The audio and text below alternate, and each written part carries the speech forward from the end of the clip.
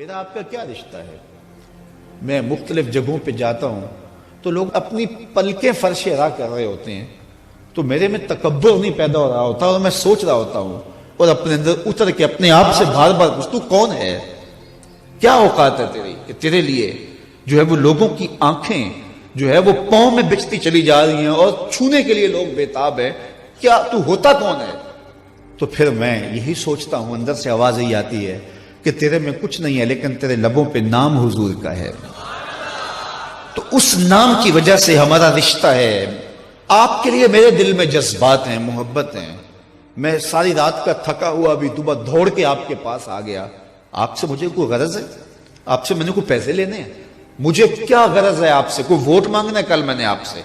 صرف اس لیے میں آیا ہوں کہ یہ میرے حضور کے ماننے والے ہیں، ان کو خوشی ہوگی، ان کو تسکین کو۔ ہمارے استاد ایک شعر جھوم کے پڑھا کرتے تھے کہ محمد کی وساطت سے محبت تیری میری ہے، محمد کی وساطت سے محبت تیری میری ہے، محبت اصل ہے ان کی نہ تیری ہے نہ میری ہے، محبت اصل ہے ان کی نہ تیری ہے نہ میری۔ ہزاروں قومیں وجود میں آئیں دہر میں خشک و تر کے رشتے سے، ہم نے بنیاد دوستی رکھا یاد خیر البشر کے رشتے سے۔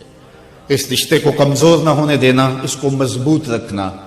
اور دوسری بات میں آپ سے یہ کہوں گا کہ کبھی بھی نماز میں کوتاہی نہ ہونے دینا۔ 5 گانا نماز یہ ہمارے اوپر لازم کی گئی ہے، اور یہ بیماری میں بھی اس کی معافی نہیں ہے، سفر میں بھی اس کی معافی نہیں ہے۔ پانی نہیں ہے تو تیمم کر لو، کھڑے ہو کے نہیں پڑھ سکتے بیٹھ کے پڑھ لو، بیٹھ کے نہیں پڑھ سکتے لیٹ کے پڑھ لو۔ حالت جنگ کے اندر بھی اس کی معافی نہیں دی گئی۔ تو کبھی بھی نماز ترک کرنے کی غلطی نہ کرنا۔ یہ میرے حضور علیہ السلام کی آنکھوں کی ٹھنڈک وَجُعِلَتْ قُرَّةُ عَيْنِي فِي الصَّلَاةِ، اور قلب کی راحت تھی۔ جب بلال حبشی کو اذان کا حضور کہتے تو کیا ارشاد کرتے؟ سنیے لفظ ارحنا یا بلال، بلال اٹھو اور ہمارے دل کو راحت پہنچا دو، یعنی اذان پڑھو اور ہمارا دل جو ہے وہ ٹھنڈا ہو جائے، ہمارے دل کو تسکین پہنچے۔ تو 5 گانا نماز اپنی زندگی میں شامل کیجئے۔ اللہ کی رحمتیں اترتی ہی اس کے اوپر ہیں جو نمازی ہوتا ہے۔ جو بے نماز ہوتا ہے، اللہ اکبر، حضرت سلطان باہو فرماتے ہیں اسے تو خنزیر بھی پناہ مانگتا ہے۔ اور شیخ سعدی بولے اسے قرضہ نہ دو جو بے نمازی ہے، اس لیے کہ وہ رب کا قرض ادا نہیں کرتا، تمہارا قرض کیسے ادا کرے گا۔ اور حضور غوث اعظم رضی اللہ تعالیٰ عنہ جن کی 11ویں پکاتے ہیں، وہ کیا کہتے ہیں؟ فرماتے ہیں بے نمازی کو مسلمانوں کے قبرستان میں دفن نہ کیا جائے۔ کتنی بڑی بات ہے، من ترک الصلاۃ متعمدا فقد کفر جہارا، فرمایا جس نے جان بوجھ کر نماز چھوڑی گویا اس نے اعلانیہ کفر کیا۔ قیامت کے دن بندے سے سب سے پہلا سوال نماز کا ہوگا۔ قرآن بتاتا ہے کچھ لوگ کھینچ کے گھسیٹ کے جہنم کو لے جائے جا رہے ہوں گے، لوگ ان کو ملیں گے، ان کو کہیں گے ما سلککم فی سقر، تم جہنم کو کیوں جا رہے ہو، کیا ہوا؟ تو وہ کیا کہیں گے؟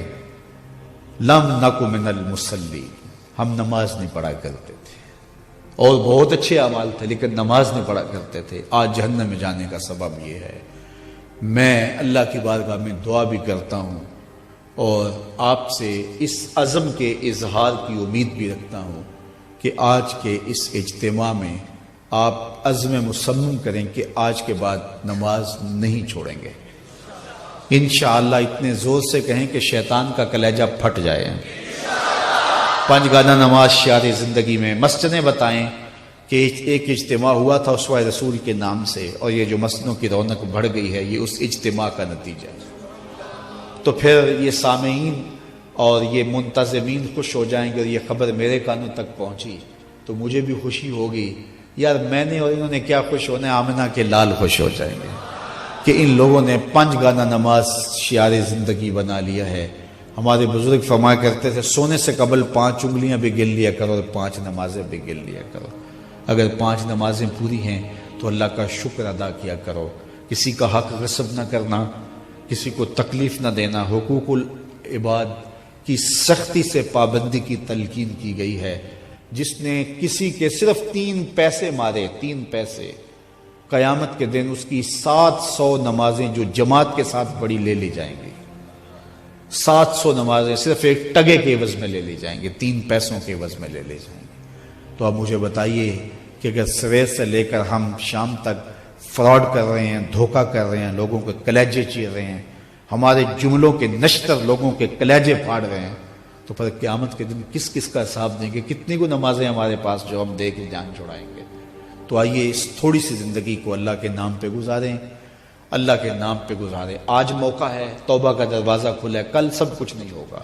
بندے کو اس وقت سمجھ آتی ہے جب سمجھ آنے سے کچھ فائدہ نہیں ہوتا۔ وہ قرآن بتاتا ہے کہ ظالم ہاتھ کاٹیں گے لیکن کوئی فائدہ نہیں ہوگا، اور وہ کہیں گے کہ یا لیتنی قدمت لحیاتی، کاش میں یہ زندگی آخرت والی زندگی کے لیے گزاری ہوتی، لیکن پھر کوئی فائدہ نہیں ہوگا۔ آج کا پچھتاوا کل کی بہتری کی ضمانت ہے۔